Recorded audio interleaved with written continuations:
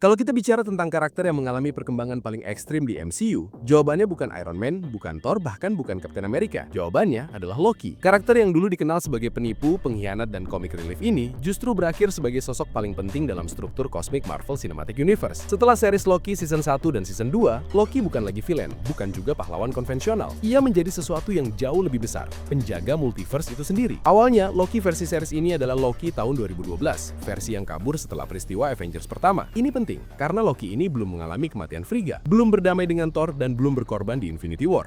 Tapi justru versi Loki inilah yang mengalami evolusi paling drastis sepanjang MCU. Di season 1, kita diperkenalkan dengan TVA, Time Variance Authority, organisasi yang mengklaim menjaga satu sacred timeline.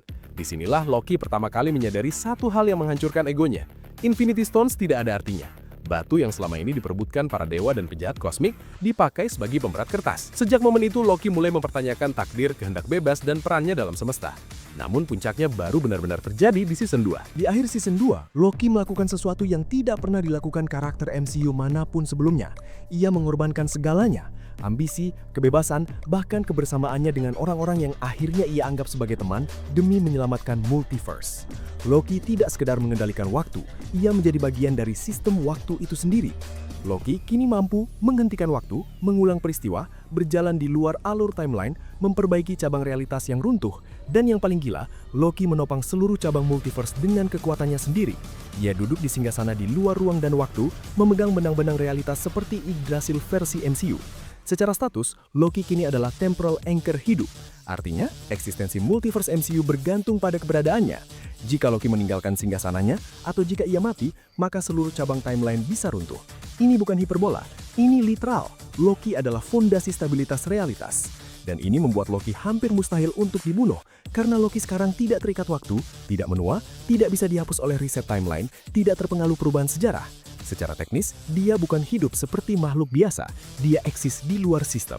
Menariknya, Loki juga mendapatkan kesadaran multiversal penuh. Ia mengingat berbagai kemungkinan masa depan, memahami siklus kehancuran multiverse. Loki bukan cuma kuat, dia tahu segalanya. Dan jangan lupa, Loki tetap membawa sihir Asgard, ilusi, teleportasi, enchantment, manipulasi energi. Semua itu digabungkan dengan sihir waktu murni.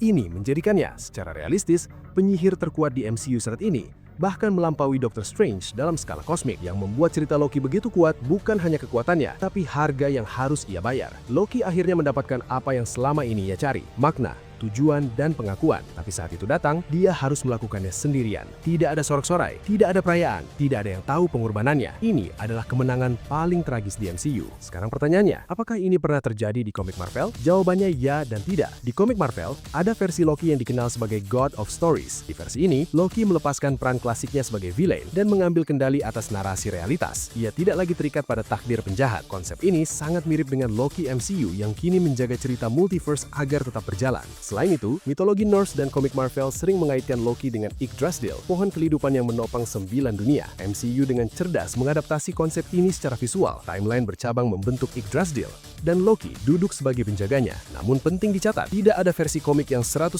sama dengan apa yang dilakukan Loki di series. MCU menciptakan versi original, terinspirasi, tapi tidak meniru mentah-mentah, dan justru disitulah kekuatannya. Lalu, kenapa ini penting untuk masa depan MCU? Karena Loki sekarang adalah kunci multiverse saga. Dia bisa menjadi fondasi konflik Avengers Doomsday, penentu arah Secret Wars. Satu keputusan Loki, aku akan melakukannya sendiri, mengubah seluruh arah semesta Marvel. Dan ironisnya, Loki akhirnya menjadi pahlawan terbesar MCU tanpa pernah disebut sebagai pahlawan. Kalau kamu suka pembahasan Marvel, jangan lupa like, subscribe, dan tulis pendapatmu di kolom komentar. Menurut kamu, apakah Loki akan bertahan sampai akhir multiverse saga? Atau justru pengorbanannya belum selesai? Sampai ketemu di video berikutnya.